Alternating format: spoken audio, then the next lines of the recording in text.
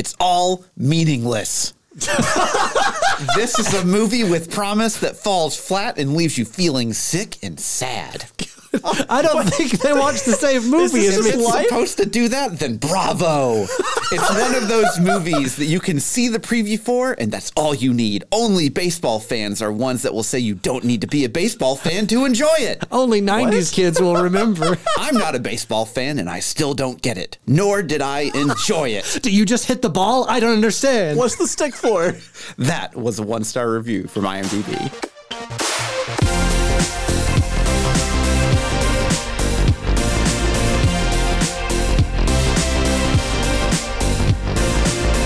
Hello there, and welcome to Spoilers Intended, a podcast about series and films. I am your host, Andrew, joined as always by Ryan. I'm here. And Steven. Strike 3. This week, we are discussing the 2011 sports film Moneyball, starring Brad Pitt and Jonah Hill. Welcome. Welcome. This is Spoilers Intended, a podcast about series and films. We've done more people in there than Brad Pitt and Jonah Hill. Well, that's the two big ones. Yeah, Philip Seymour Hoffman's right there. It is starring Brad Pitt and Jonah Hill. But Philip Seymour Hoffman is in it. Absolutely. Which I was absolutely shocked. So is Chris Pratt. Yeah. Oh, yeah. But that was Chris Pratt before he was, like, big. I think this was, like, right after Parks and Rec. Or, I think during. it was, like, during or before. That might have been before Parks and Rec. 2011? Yeah, look it up, while you look it up, this is just a little bit of trivia for him. Just because whenever he wanted to audition for this role in the film, he was actually told that he was too fat and he had to lose weight. And he basically like worked out and did all this kind of stuff for like a couple months just so he can prep for this role. Then Kevin Feige showed up and was like, "So you can lose weight, huh?" So Parks and Rec was 2009 to 2015. Okay, yeah, so it's like right in between. Okay. Yeah. But yeah, so here's a quick synopsis about Moneyball, which is it's a drama. Yeah. That's what I would say. Definitely a drama. The Oakland A's general manager Billy Beane. Is it? Yes. Yeah. Okay. Just wanted to make sure it wasn't like Biane or something. Biame. Excuse me, sir. This is America. The Oakland A's general manager Billy Beane's successful attempt to assemble a baseball team on a lean budget by employing computer-generated analysis to acquire new players. Which good enough. That's good enough. Yeah. So, most of the time whenever you see like sports movies, it is about the final, win the race or for the pennant. Like the championship. And this one's still kind of about that. But this is definitely more on the back end of it's a character drama that just happens to be about baseball. Right. Yeah. Yeah. So I'm curious about what you guys thought, but let's first get into some budget stuff. Let's get into some info. Yeah. Yeah. So directed by Bennett Miller. Written by Steven Zalian, Aaron Sorkin, and Stan Shervin. I think you can feel the Aaron Sorkin touch. You can definitely see it. Yeah. And then obviously starring Brad Pitt, Robin Wright, Jonah Hill, Philip Seymour Hoffman. Yeah.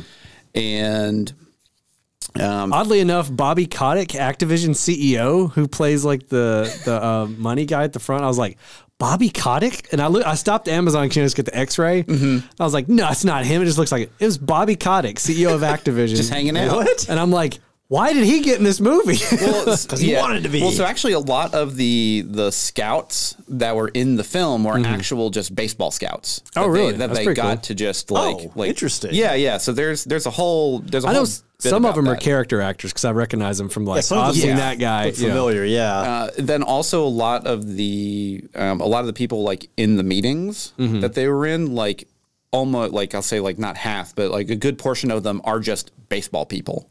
Like themselves, or like just like people? No, like people in the in the baseball industry. Basically, got it. They just added in there. Because this film was extremely tied in. I mean, they're playing actual clips from baseball games and stuff interspersed throughout. So like it's locked in. So I had a budget of $50 million. That's cheap. Yeah, I got Brad Pitt in there for $50 million. Well, it's a drama. There's no action. A lot of times these actors, they do like a passion project. They'll do it for like cheaper money, or they want to win some awards. Yeah, that's true. This one did win a lot of awards. I haven't looked up all the exact ones. So it did. So $50 million budget, $75.6 million domestic, and 110 million worldwide. Okay. So it was substantial success. Break-even-ish. Yeah. Especially for a very, like, just a character drama like this. This is incredibly niche. It is. Like, we're talking about, already baseball, computer analytics in baseball, a specific year in baseball, about a team that no one has really ever. Nobody, like, they at the start, right? Why does this team have no budget? Because it's a small market team that nobody cares about. Yeah. Like, yeah. So it's interesting too. You say that because I don't like baseball. I don't watch sports.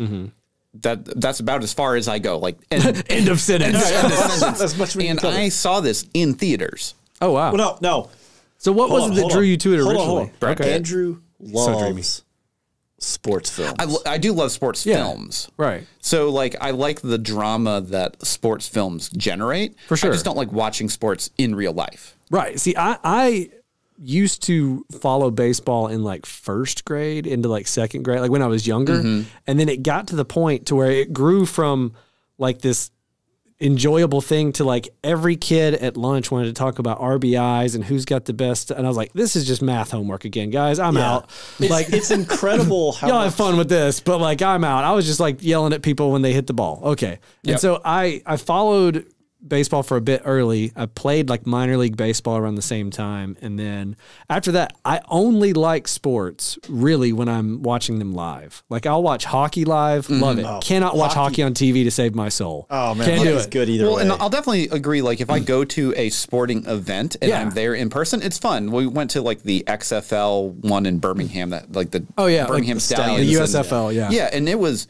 honestly really fun. Yeah, any kind of live sports I'm down. Like I can follow college football, but just my team. Like I can't, like I'm not one of these guys like I watch NFL every game, you know, like I can't do it. Or like a Saturday morning, you sit down, you turn on the 11 a.m.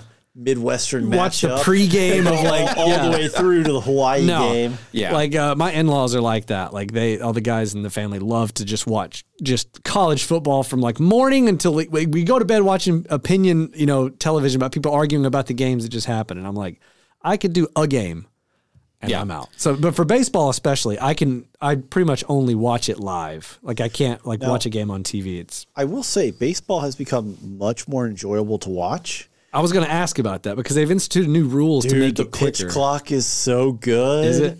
Yeah. Oh, basically it makes it go a lot faster. So far beyond my knowledge. I'm like, yeah, sure, pitch clock. That's cool. Baseball used to be slow. Now it's faster. That's what you need to know. Yeah, basically, by like used to be like milliseconds, probably. Oh no, no. This cuts like 45 minutes to an hour out of the game. Oh, that's really nice. It's like it's because like they used to be able. The pitcher used to be able to just stand on the mound for forever. You know, scratch his balls, look at spit, whatever.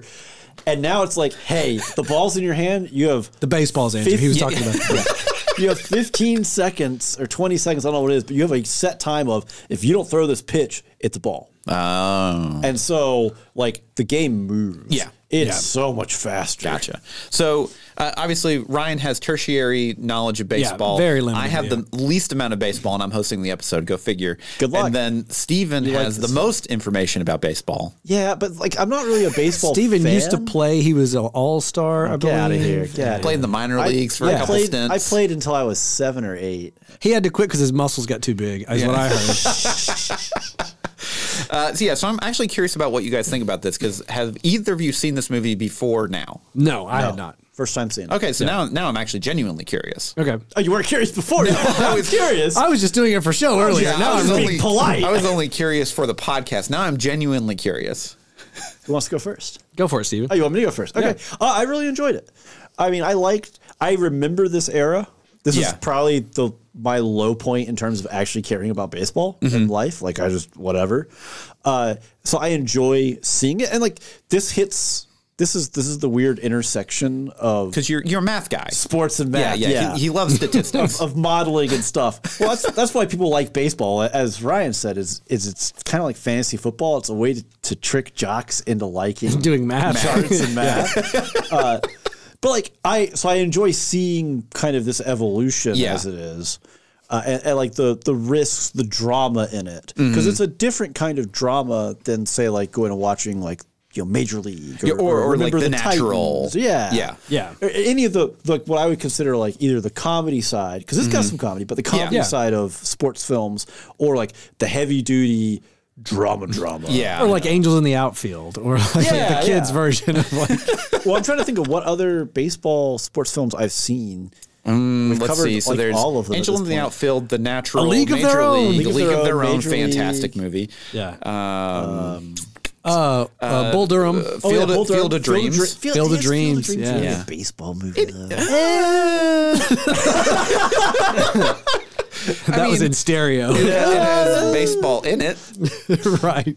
I mean, by all rights, that means Sandlot's The a baseball Sandlot, movie. yes. Sandlot's definitely a baseball The film. Sandlot. James Earl Jones is in both Field of Dreams and Sandlot. Oh my gosh, yes. Confirmed. Cinematic universe confirmed. Back to Moneyball, Stephen. Continue your thoughts. But yeah, no, I mean, I really enjoyed the film. I mean, I like Brad Pitt as an actor. Yeah. I think he and Jonah Hill worked really well together.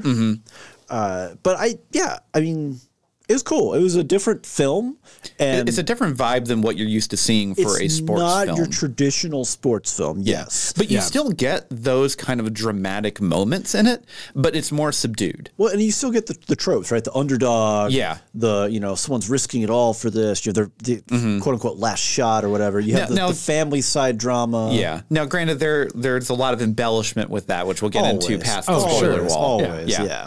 I mean, you got to sell. Yeah. right? Yeah. You gotta put seats. You have to sell seats. Butts and seats. Yeah, You can butts say and it. seats. Yeah. I was You got gonna to put say seats something in else. butts. You can put seats in I was butts. gonna say something else, but it was a bad word. A swear word.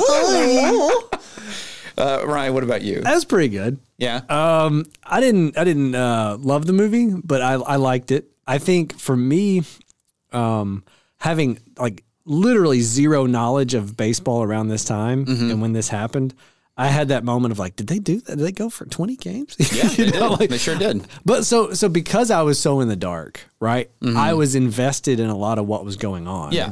Because I didn't know the outcome. Intentionally did like no research before. yeah. I didn't even watch a trailer. That's how it was whenever I went into the movie theater, because I was like, did they really do this? right. Yeah. What's funny is even like being aware of when this happened, when it was going on, I was sitting there, I was like, man, I don't remember if they made it to 20 or not. Like this could go either way here. Like, because for both directions, it would have worked narratively, not to get too deep into the movie. Well, the ahead of us. the cool part about it is the finale for the film is actually real. Like it happened that way. Right. Yeah. Like where you had big home run at the end that, brought them You're over. just giving everything away. Oh, it's a sports Whatever. film. You can They leave it. win. It's a sports film where they play actual clips of the game. They all died on the field. A meteor plane killed landed. everyone. Yeah, continue, Ryan. Sorry. Anyway, so for me, I was invested in it because I didn't know, the outcome. So I was kind of like on the edge of my seat in some of the moments, and like you're saying, like at the end. For me, the part that did suffer a little was that it wasn't like a lot of sports movies where it didn't have the same It didn't have the same formula.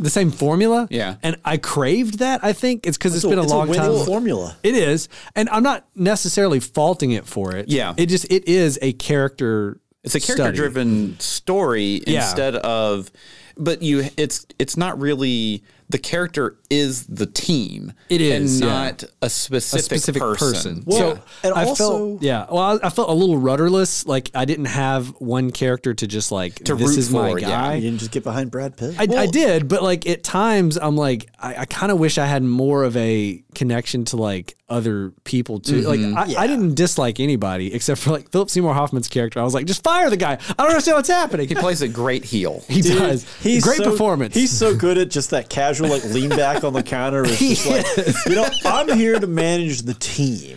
Yeah. Like, yeah. But to tie it back together, I think for me, what I was missing again is, and this is the problem you run into when it's based on a real story. Yeah. Is the things I'm like, oh, it would have been better if they did this.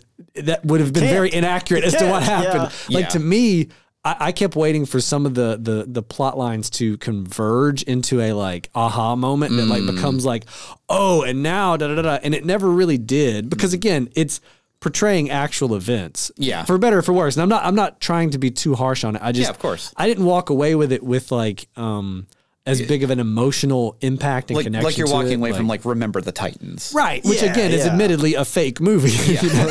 That's like if it's based on reality, it's loosely, loose, yeah, very loose. So they take more liberties with it. I guess is what I'm saying. It's definitely much more of a drama and a fiction at that point, compared to this, which they steered mostly close to the rule, to the what happened. Yeah, and I think it was very well acted. I think it was pretty well written, and I like the way it was shot. But I really like the way it was shot. Yeah, like it's really there's a couple of like some really intimate moments, dialogue scenes, and the way they shoot them is just like great. There are a couple of sequences where it's just kind of a long shot and the person's just in it and there's almost no music, nothing. Yeah. Like the bit when Jonah Hill arrives, he's walking down that hall. Yeah. And it's like there's almost no sound going on. It's like, man, like this is such a good shot. Yeah. They knew it. They do a lot of those shots that are like really good for like setting up, like, you know, this is gonna be big, like what's happening, you know. So I don't fault it for that, and I didn't dislike it. I just didn't love it. I thought it was pretty good. No, I gotcha. Yeah. So this is the second time I've seen this movie, and I really loved it walking out of the theater back in 2011. I was like, we went and saw it with my mom, and you know, because like I think she wanted to go see it, and I was like, yeah, sure, Brad Pitt, let's go. Yeah, whatever. I don't know anything about baseball. Your mom don't need to. Yeah, baseball. Andrew's like, ooh, Brad Pitt. Hold on, wait a minute. This is not how this is backwards. There's a Hollywood focus group. Like, wait, hold on, wait a minute. But I remember walking out of it and really enjoying it, and I was like, wow, that was pretty good. Like, because it's different than what like a normal sports movie was, for sure. Yeah, and then watching it again for the podcast, I still really enjoyed it. I thought Brad Pitt and Jonah Hill did a fantastic job. Philip Seymour Hoffman does a great job at being the heel. Yeah, even though if that didn't really pan out in real life, it's definitely one of those, which I'll get to. Spoilers. But I think the thing that really stood out for me is his relationship with his daughter this time, because I think that they did a very good job at building that up, even with the very sparse. I would say we could do with a little more. I think they did enough. I think they did enough because like it's not about their relationship. It's just you get this tertiary storyline that happens with them. It's another piece to the puzzle. It's also necessary too, which again, following the character we do, it's not typical for a sports team. You follow like a player, right? Or the manager, not the general. Like, who cares about general managers, right? And of all the general managers, I think this character is the one to do that, though. It's the right one to choose. Yeah. But like you whenever you have this kind of movie, you can't just have the tension on the field. You got to have something off the field. Yeah. And so this fulfills that need in a sports film. Well, and then every time, you know, they would like they have interactions and stuff like which I'm dancing around spoilers. But yeah, I mean, like I genuinely like this movie. I don't know how many times I'd like rewatch it, just because like it is a very different vibe than like a standard sports film. It is that for you sure. just throw on. Yeah, but I think the chemistry for me between Brad Pitt and Jonah Hill is killer. Fantastic. It's by the end of the movie, you're just like so like involved in like their friendship or like professional work relationship. Yeah, and I have no idea how accurate that was to the actual characters in terms of like if they were really that close. I'll get to it. Yeah.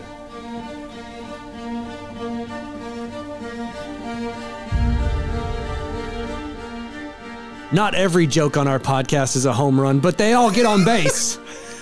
Okay? And if you want to listen to more of our content, go to spoilersintendedpodcast.com. Well, we're just going to walk that right into the Discord. We have a Discord right now that you can go and join. We talk about all sorts of stuff about what we're watching, what we're listening to, what games we're playing. It's honestly just a fun place to hang out. It's a great place to hang out online, kids. It sure is. And if you want to round third on your way to home, you can check us out on our socials. We're on Facebook and Instagram. Check us out there. Leave us a like, follow, and comment.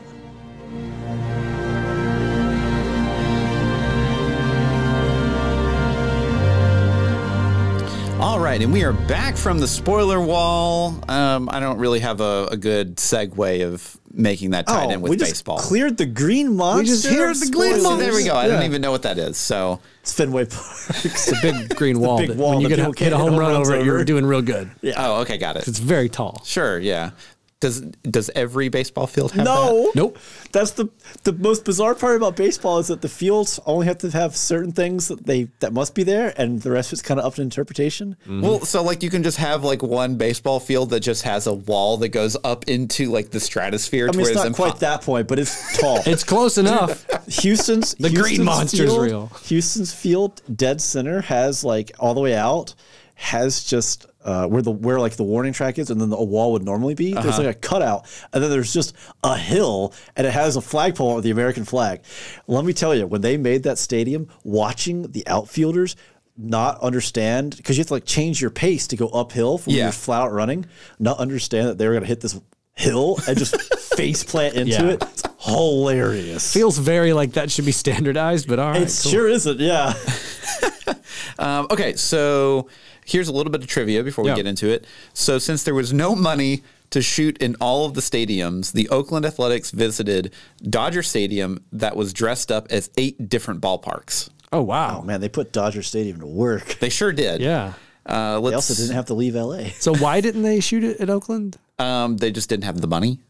So like Oakland was like, you're making a movie about us. Nah, you can't shoot here. I don't know. Well, that's the thing is like, they're all, owned by, different people, and they may have been like super busy the time that they were trying to shoot. Like, who knows? I don't know anything about baseball. That's just interesting. I would just assume like I assume that baseball is being like, there are baseball games that are being played every like Thursday the whole year. Dude, they play 180, 160 games a year. Yeah, like there's a lot of games. 50% of the time, you're right. It's a stupid amount of games. Well, so what I might say is maybe the reason that they did it at Dodgers instead of Oakland. So Oakland's up by San Francisco. Yeah. Dodgers are in LA, so you don't have to pay overnight. Like having to like go up. Because it's right there. Well, when you shoot outside of what is like the 30-mile radius around Los Angeles, the rates jump up that you have to pay by the union. So that's why you see a lot of the same places. Like there's that one area of desert that's outside Los Angeles that's like every off-world encounter in Star Trek ever. Well, I mean, that's why, the new Fallout TV show is going to be shot in LA. Yeah, it's cheap. It's right there. It's cheap. Yeah. Okay, so here's a couple other things. So this isn't really, I mean, this is trivia, but this is more accuracies to inaccuracies for what was portrayed in the film. It's going to be a lot of that, I'm sure. Yeah, so the portrayal of Art Howie, he's basically Philip Seymour Hoffman's character. The manager. But basically, he's based on the Moneyball true story remains as a subject of controversy and criticism. The film depicts Howie as a stubborn and unhappy character who resists Billy Bean's new approach to the team management in every form or fashion. Obviously, in the movie, this is played up for dramatic effect. Sure. You got to have somebody standing in the protagonist's way. This is completely fictional. Really? Okay. So their disagreements, they did have disagreements, but it was very much more professional to where like Howie's like, you run the team or the whatever. Yeah. I just make the minute-to-minute decisions. And both of them were like, yeah, that's cool. Did he trade those people out from underneath him to force it to happen? No. Okay. Yeah, so those kind of moments were completely fictionalized. Dang, because that's like one of my favorite moments of the movie where I'm like, it's a great moment. Take that. No, you're not starting him tonight. Yeah, so, obviously there's a lot. I guess initially the real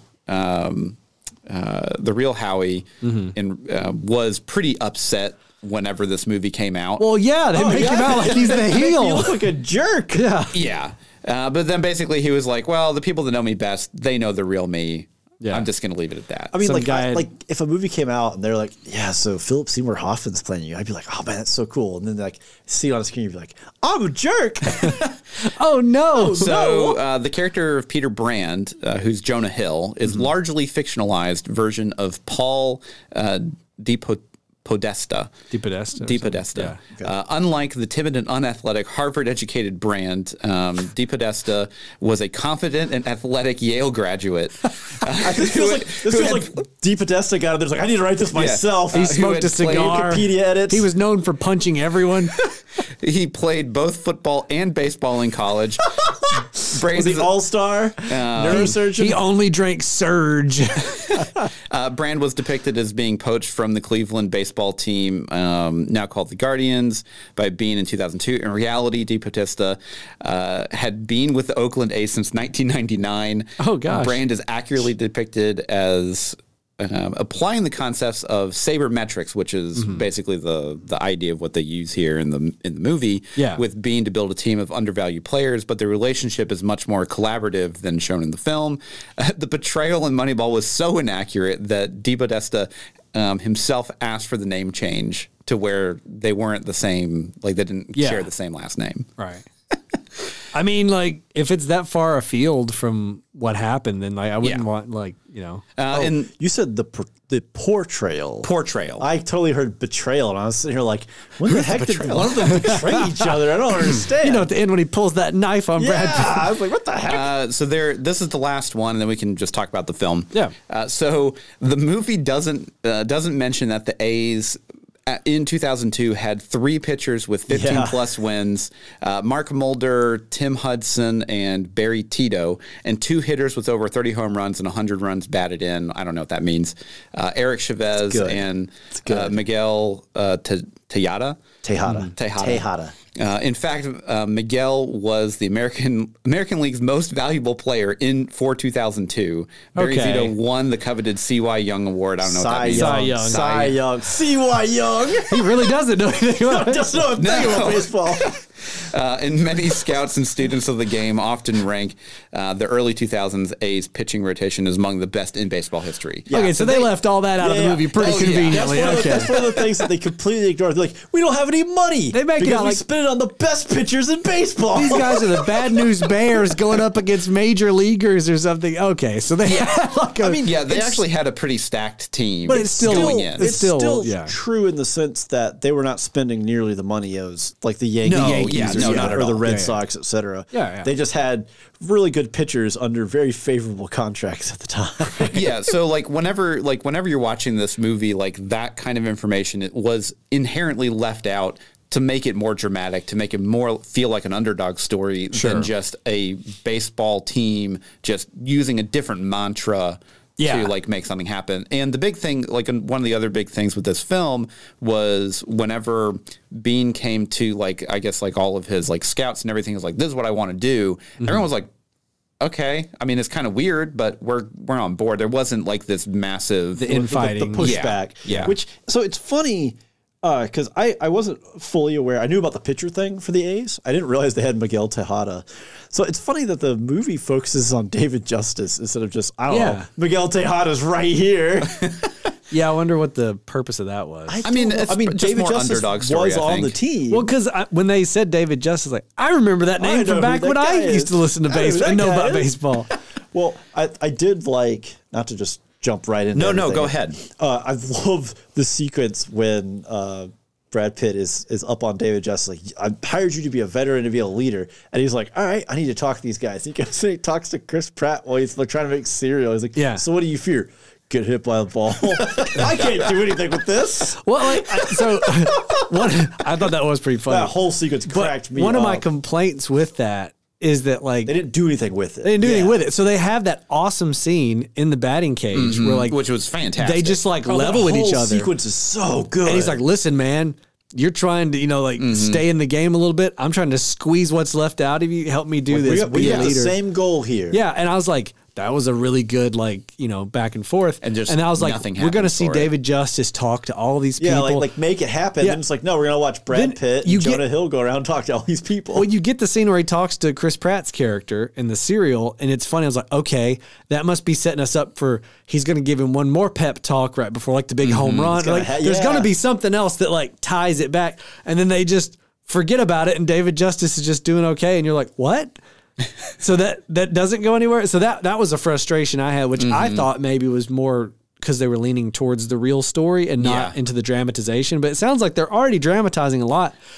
Go ahead and dramatize that. Yeah, give me the have him have one more speech with him, one more try. Maybe it's like the first attempt is like, Didn't work out. This don't work. And then like you see them have one more thing, and then the home run happens or something. Yeah. You know. Well, and that's one of the joys of a sports movie about a team is the different personalities in the team interacting, and you see it throughout a lot of the movies we listed earlier. You know? Like if this A League of Their Own is a great example of that. I mean, Major League, where they heavily exaggerate everything because it's a comedy. Right? Yeah. Like you have these moments for these types of personalities to interact. And I thought, we're getting a little. This is where we go. I like this. This is what I want. Where'd it go? Like in another world, what would have happened is Chris Pratt gets up to bat and he's nervous. He looks over in the bullpen and David Justice gives him the nod or something, or the symbol that they learned in the last speech. Yeah. David Justice just over there eating a bowl of cereal. And he shows him the cereal. He's like, "Don't be afraid of anything, remember?" And then he hits the home run. And you're like, but they didn't do that, which is fine. It's just I was expecting it, and I think that was. It's not that I'm let down by the movie. It's just like I can see the shapes in my head of like a normal sports dramatization. You know, like what's going to happen, and then they don't do it on some levels, and you're like, okay, yeah. And that's where I chalked it up to being like, you know, based on a true story. They didn't want to like overdo it, but clearly they made a lot of already like big changes to that kind of thing. And it's really interesting because like I do really enjoy a lot of those moments that were just fictionalized. Oh yeah. Just because like having Brad Pitt and Philip Seymour Hoffman just get so mad at each other. Yeah. But well, you can't fire me and I can't fire you. Their interactions were hilarious. The one like the next to last argument before he trades everybody and he walks away and he's like, "Love it," or whatever he says, and he's just like really excited. I did love the amount of things that Brad Pitt threw in this movie. Especially the one scene where the two guys are just in the hallway and a chair just comes smashing out. Like that's great. I really do like that scene where he does cut the player in front of Art Howe. Oh yeah, because it's just like I mean, obviously it's fictionalized, but man, just like the cojones. The like, I just told you what I've done, and now here, hey, perfect. Come here. I need to talk to you real quick. And it's like boom, and it's just like it's literally in front of him. Like, that's why I hate that that's all fictionalized because that was so. And I liked baller. I was like, oh my gosh, kind of pushing Jonah Hill's character into telling Carlos Pena that he's been traded. Yeah, that was a great scene too. Because like that's a good little bit of like him like kind of grooming him up, like teaching him. You know, and the sequence happens and he's just like, man, I'm so nervous about this. He's like, so here's the piece of paper, and the guy's just like, contact this guy. Okay, all right. And he like takes that beat, and you're like, is he about to blow up? And he goes, all right. And he gets up and walks out, and you're like, you feel like Jonah Hill in that moment. Well, so another great interaction is when they're doing kind of like the trading dance over the phone with like three different people. Yeah. And you have one great interaction with them, and just Brad Pitt is really in his element here. Yeah. And then you have not the reaction, but like the realization that they have to let someone go. Just wholesale, no trading, just no trading. Gone. Yeah, and then they're thinking about it, and like by the numbers, they're like, well, we know we got to get rid of this guy. Yeah, you know, and you feel so bad for him. That's another bit of I thought we were going to go somewhere with more of a payoff because like they, you know, Brad Pitt comes in and talks to the guy with the knee braces, right? Yeah, and he's like, you got to, you know, what am I being traded? He's like, no, and you realize he's being moved down to AAA or whatever. Yeah. And he like looks over Brad Pitt's shoulder, and you can see Jonah Hill over there, and he's like kind of like his eyes get a little tighter, like, oh, this kid's the reason why, this butterball. That's why. And I was like, oh man, are we gonna have like a confrontation? Like, is this gonna I don't get into it's never gonna see this dude again. Yeah. Right. Yeah. I think overall I liked the movie a lot. I think again, the portrayals were good, especially the dynamic between Jonah Hill and Brad Pitt. I think that's the majority of the movie, and that's the strongest part. Like, especially like you're saying, that scene when they're on the phone. Yeah. Anytime they're wheeling and dealing with the trades and they're in there, I'm like, this is great. I just think for me, there's like some parts of the storytelling that fall apart, or not fall apart. It's more of a like, it would have been more satisfying if, because like there's a heavy reliance on like the numbers, like the reliance on that, right? I was waiting for the turn to be like, we can't do this purely off the numbers. We have to cut that one guy, the brother of the guy that cuts in front of Philip Seymour Hoffman.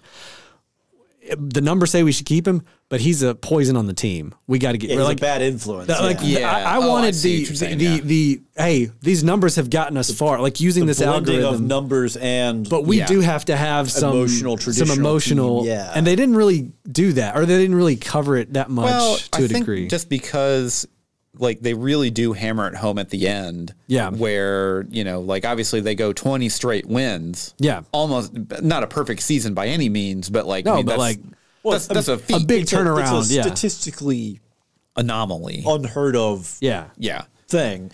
Well, so it's interesting in the film, right? And I could see where like our 1-star reviewer complains because ultimately when the movie begins, the Oakland A's get eliminated in the final divisional, the playoffs or whatever. Series. Yeah.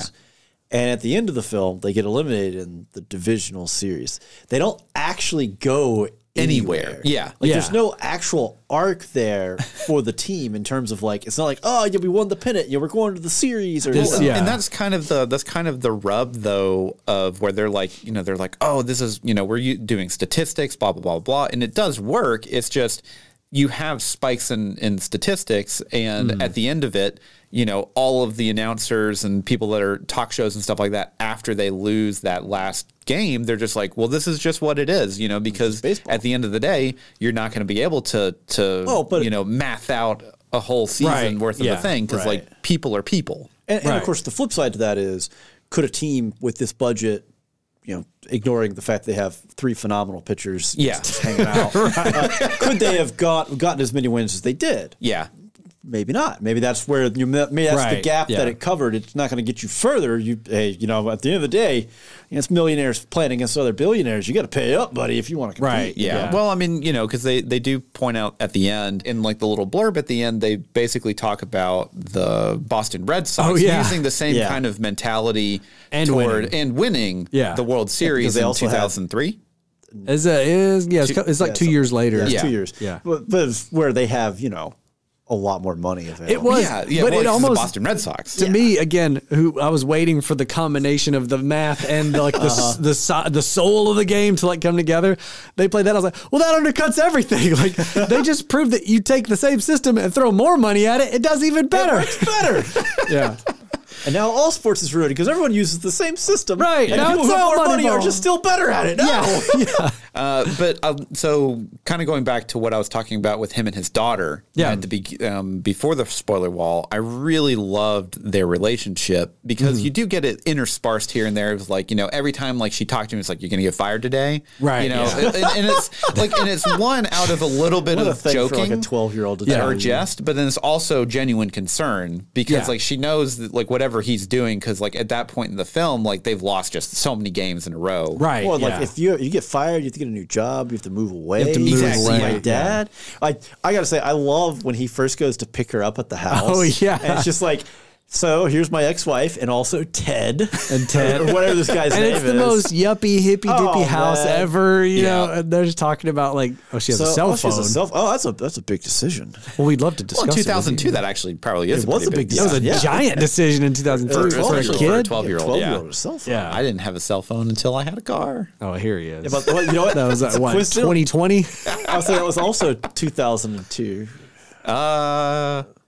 Yeah, 2002, 2003. I had a car and a cell phone in 2002. It was only for emergencies. Yeah, but you're older than me. I know. Yeah, I had mine in like 99, but it literally it would not send a text message. It was like a brick, and it was like, if you get in a wreck, you can use this to call 911 as you bleed out. None of my friends had cell phones, so what would I have done with it? If you get in a wreck, it's going through the car into the other car. It's one of those cell phones. It's the black box. It's the only thing left. You as it goes out of the car. Yeah. It's all that's left in the smoldering wreck. But yeah, so Nokia.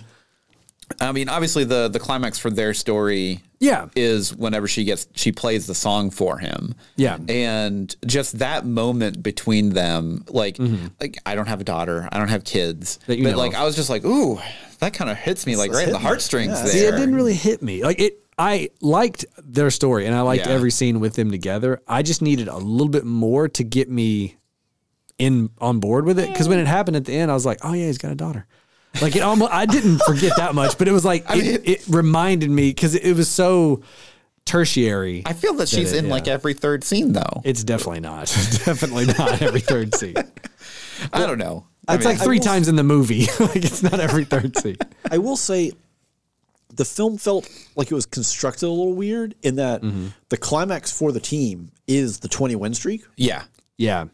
And then there's still a lot of film after that. Because like when that was happening, I was like, man, like this is like, I'm like edge of my seat. You know, like Brad Pitt stand there like, oh, I shouldn't have come back. I jinxed it. I need to leave. I was screaming at the TV, why'd you come back? Yeah. You know, like, and I was like, man, like there's still a lot of movie left in there. I don't think this has been going for 2 hours or however long the film is. I was like, what's happened after this? And I started thinking about it. I was like, they did not win the World Series. Nope. Yeah. So like, where are we going to go from here? And it's just it's kind of a downer. Downhill slide from there. Yeah. It does. Yeah. Well, and the thing that I do like about that, the up by 11 and then basically gave the game 11 to tie it up, like actually happened. And then they had that home run happen to win the game. Right. Yeah. Well, but I mean, like, again, when that moment happens, there's, you know, all these writers in LA who are like, I can make money writing this. Why? Because it writes itself. It's right there. It's right there. Yeah. But yeah, I mean, I thought the music was fine. Yeah. It worked. It worked. Yeah. Like there wasn't anything that was egregiously, out there. No, nothing was out of place. And they didn't, I mean, honestly, for a sports movie, again, the soundtrack is like surprisingly subdued. It's definitely we didn't get like any like we are the champions. Yeah, they didn't try to throw any kind of like this isn't Mighty Ducks rock ballad dropped on a. But even in the orchestration of like the soundtrack, it's not like this sweeping, like we're gonna win the pennant like type vibe. It's very like character study, introspection. And so I think it matches really well. Yeah. But yeah, in terms of like soundtracks wise, it's not like I'm not going to put it on like the Pirates of the Caribbean soundtrack. Just listen to it on my drive into work and get pumped for, Moneyball. Pirating. The high seas. The high seas, yeah. All right. So, would you rewatch this? Would you recommend it? Like, who would you recommend it to? So I would definitely recommend this to anyone that likes character dramas. I don't necessarily think I'd recommend it to any baseball fans just because you're probably already aware of it or you've already seen it. Or have already seen it. Right. Yeah, most likely already seen it. But I would say anyone who's interested in like Aaron Sorkin style dramas and like a lot of because I think that's where this movie is the strongest, like the Brad Pitt and Jonah Hill dynamic, like the inner character relations is great. I think I would rewatch it, but probably not in any kind of a rush. It would definitely be like just a decade from now.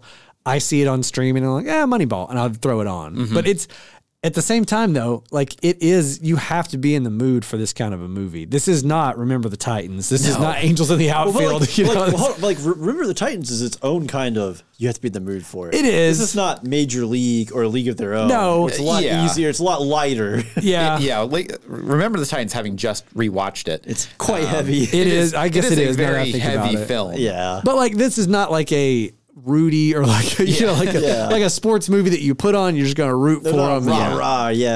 This is like I'm ready to watch a drama tonight. It's like you said earlier, like the baseball is just like the backdrop for like what's really happening. Happens to be with baseball in it. Yeah, so don't I think I would only rewatch this if I'm not if I'm in the mood for a sports story, but in the mood for like a drama. Steven? Yeah, I mean, I'm pretty much in the same boat here. I do think, I figure a rewatch will probably happen sooner than later, but it's not like, next week or. No, he's firing it up right after the podcast. As soon as he gets home tonight. But I mean, I enjoyed it a lot more than I expected to. Yeah. Just kind of given that I had a pretty decent idea of what happened and a reasonable concept. Because I was like, they didn't win the World Series. Yeah. So I don't know where this is going to go, which was interesting because I thought it's a very different ride from your traditional sports. Absolutely, yeah. So yeah, if that's the hit you want for a character drama, it's very well done. Yeah.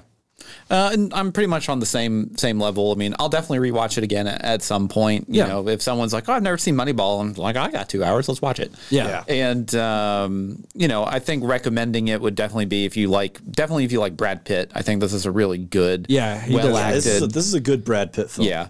And he really plays that good kind of like character that he's just very good at playing this style of character. Yeah. Well, and like compared to some of his other stuff where you think of it being like a Brad Pitt role, he's not too over the top. No, he's not at very all. like grounded in the Billy very Bean realistic character. character. He's not smacking gum the whole time. No, yeah, he's not like his Ocean's chewing character. sunflower He's seeds not the like whole Fight time. Club. It's like this is like 13 Monkeys Brad Pitt. This is like grounded Brad Pitt. Yeah. All right, so that does sound like we're kind of wrapping up. So before we go, let's talk about our Patreon. For just $1 a month, you can get access to all of our bonus content. Every single bonus episode, every single commentary. Guaranteed one new bonus episode a month. Sometimes more, you never know. You never know. But we have all sorts of like fun stuff that we talk about. We have comfort food movies. That's probably one of my favorite ones. Yeah, Obviously, that's it's a good comfort food movies, right? Oh man, one of my movies favorites. you can put on anytime. Yep. Yeah, which is not Moneyball, but other films. But other films, yeah. One of my favorites, we threw a bunch of movie genres at ChatGPT to give us some titles, and then we tried to create a film around that title. And cast it. The next time we do that, we need to do sports films. Oh, we We can did a little bit at the start, but we weren't in stride yet. As the deeper that episode goes, the crazier it gets. Yep. It's a good episode. We also have Patreon picks polls we do every now and then. So on that, you get to any patron, so anybody at the $1 tier can vote Or higher. Or higher. Yeah. Or give us more money, We'll please. take more money. Yeah, they can vote on a movie that we will review, and then patrons get early access to it. So it's usually we try to theme it, but those happen every now and then. So there's a lot of fun stuff happening on the Patreon for $1. Yep. And, as always, we really genuinely appreciate all of the support that all of our Patreons do give us, or just anyone that's listening. I mean, seriously, like you guys are the reason why we do this. We do enjoy talking with each other most of the time, but most of the time. But I mean, like seriously, like you guys are the reasons why you're keeping the lights on, server fees, all that kind of stuff. Yeah. Really, thank you so much. All right. So that does sound like all the time we have. So before we go, just like us on social, leave us a review, share us with a friend. We'd really appreciate it. Until next time, I'm Andrew. I'm Ryan. And I'm Steven. And every spoiler was intended.